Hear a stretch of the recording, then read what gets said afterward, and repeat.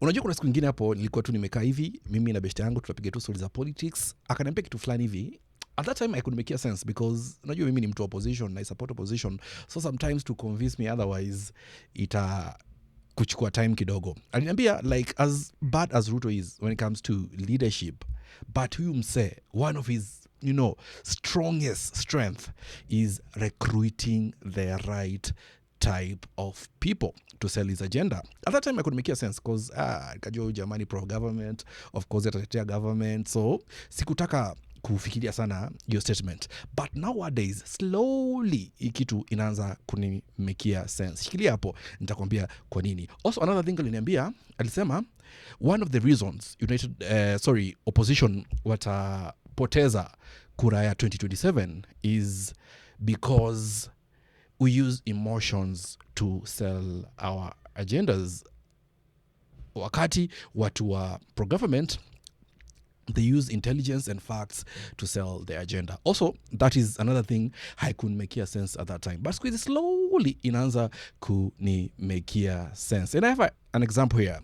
Kwa hii clip tuko na Senator Aaron Cheriot. Alikuwa kwa podcast ingine. Huyu madam nimesahau jina yake, utanikumbusha kwa comments. So I want you to listen to this snippet ya hii podcast and tell me like, was my friend right au alikuwa amepotea kama watu wengi wa pro-government. I want you to listen to this clip very careful and at the end uniambia hapo kwa comments if my friend was right au alikuwa tu ako zake. The problem with you guys, you want to reduce it as if the whole country met somewhere and agreed that we reject. It's not true.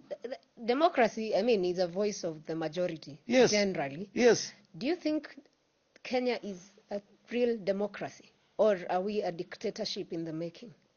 We are a very serious and robust democracy. How so? We have elections every 5 years. So the elections of 5 years is what determines... It's one of the tenets of a democracy. Number two, we have institutions that work. You have seen, for example, this administration struggle with the judiciary almost on every policy decision that they make because they are litigated upon. Some end at High Court, others go to the Court of Appeal, some are still even with the Supreme Court, others have been given a full determination. Okay? Yeah. So if you have regular elections, you have institutions that work, there are people that are held accountable for certain crimes and when things are happening. What would you say is lacking in our democracy? What will you say is lacking? Everything that is right with a proper democracy. Like?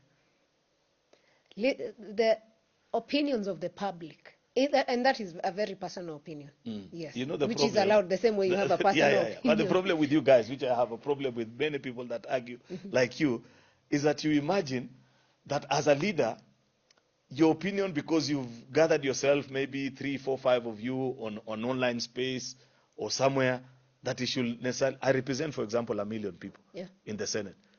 Do you think at any one time they will agree on any single item? They would never, because they have different perspectives and appreciation of all these issues. Once in a while, maybe there's something that they'd say on this one, this is a decision that we must make. Why, you've heard the phrase, democracy is the worst form of government, save for any yet that is to be discovered. That is exactly what you're describing, because many times people feel that so long as my opinion hasn't been taken on board, then we are not a democracy. But you must also appreciate that there are other Kenyans who have different views. Which is all right. And we must, in fact, if there is a threat to our democracy, it is with people who believe that so long as you don't ascribe to their political persuasions, then you're not with the people.